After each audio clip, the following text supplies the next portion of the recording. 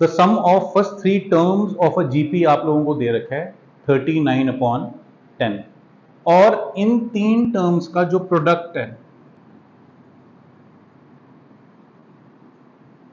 Product का मतलब multiplication, ये आपको दिया हुआ है 1. Find the common ratio and the 3 terms. देखो मैं आपको 2 मेथड से बताऊंगा ये चीज, मर्जी आपकी है, आपको जो ठीक लगे. तो फर्स्ट टर्म अगर मैं आपसे बोलूं किसी जीपी की फर्स्ट टर्म, तो हमें पता है क्या लेते हैं हम लोग, ए. सेकेंड टर्म कितनी हो जाएगी, ए इंटू आर. थर्ड टर्म हमारी हो जाएगी ए आर स्क्वायर. ये बात समझ में आती है? इन तीनों का सम आपको दे दिया है 39/10.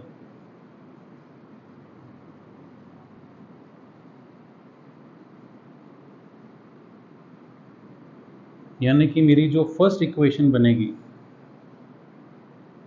वो ये बनेगी. अब आपको इन्हीं 3 टर्म्स का प्रोडक्ट भी दिया हुआ है, तो यानी कि a into A R into A R square, ये कितना दिया हुआ है हमें 1. तो ये कितना हो जाएगा a³. तो यहां से जब आप क्यूब रूट लोगे तो कितना आ जाएगा, ए आर की वैल्यू 1 आ जाएगी, राइट. यहां से आप a निकालना चाहो, a कितना आ जाएगा 1/r. वो अगर आप यहां डालते हो, डालो जरा सॉल्व करो, देखो कितना आएगा इसको सॉल्व करके. अगर यहां पे हम लोगों ने 1/r डाला,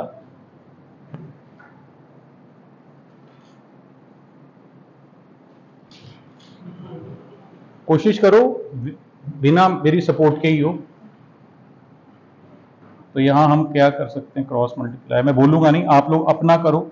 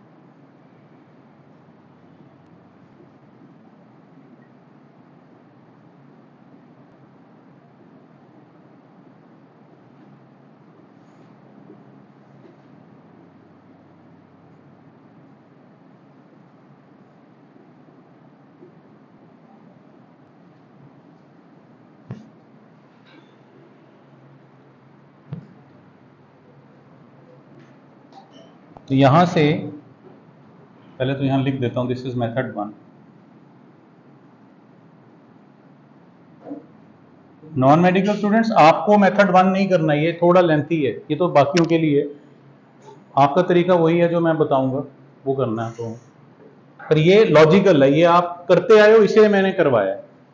आप निकल गया तरनजोत, बोर्ड की तरफ देख के मत लिख, हाँ खुद करो, जो भी करना, नहीं आता समझो.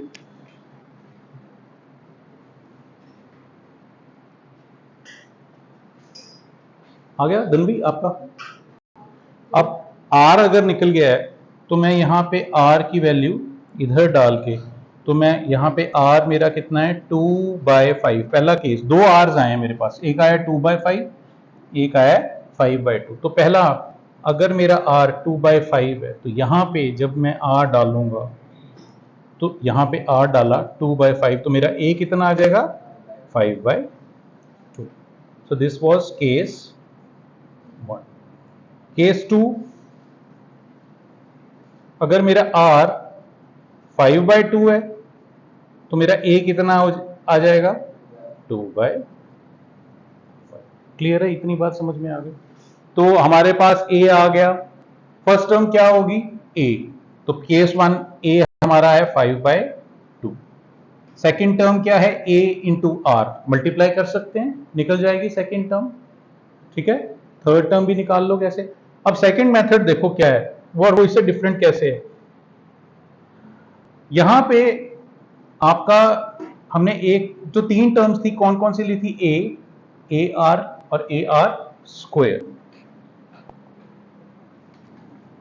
मेथड 2, जैसे आपको याद होगा एपी में क्लास 10th में अगर 3 टर्म्स दी होती थी, कहने को तो आप ए भी ले सकते थे, ए प्लस डी भी ले सकते थे, a plus 2d, sum of 3 terms दिया होता था एपी का। पर हम लोगों ने एक चीज सीखी थी कि ऐसे में अगर सम दिया हो तो आप ये 3 टर्म्स को प्रेफरेबली लिया करो। क्यों? क्योंकि जब आप इनको ऐड करते हो तो डी कैंसिल हो जाता था। इसी तरह से यहां पे भी है। यहां पे अब आपको दिया हुआ है 3 टर्म्स का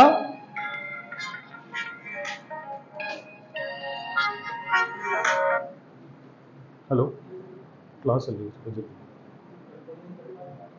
बोलो। हाँ हाँ, तो मेथड 3 में आपने क्या करना है? फर्स्ट टर्म जो लेनी है वो लेनी है ए बाय आर, सेकेंड टर्म ए और थर्ड टर्म ए आर। ठीक है, उससे फायदा क्या होगा?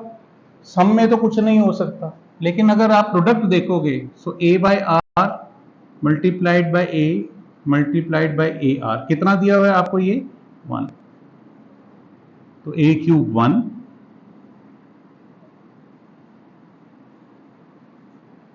ए आपका कितना आ जाएगा? यहां से 1 आ जाएगा। अब ये वैल्यू आप डालोगे आपके सम ऑफ 3 टर्म्स में, तो वो क्या दिया हुआ है? A upon r plus second term कितनी दी हुई है? ए, सॉरी सेकेंड टर्म हमने कितनी ली थी यहां पे?